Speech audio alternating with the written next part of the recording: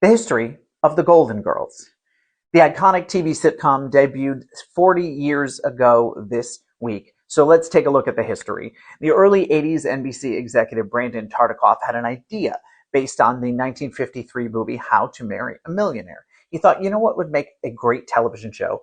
A group of ladies vying to marry a millionaire and see their interactions. The idea really didn't go much of anywhere.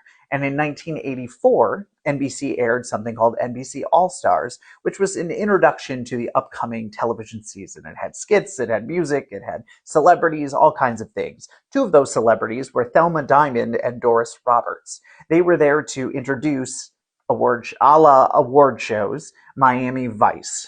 So they came out, they did a funny little banter about older ladies having fun in Miami, and that the show should be called Miami Nice.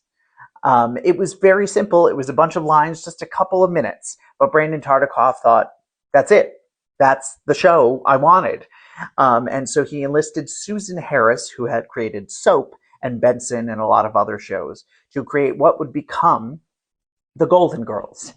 She had worked with Betty White and Rue McClanahan previously, so they got cast, although they auditioned for each other's roles originally.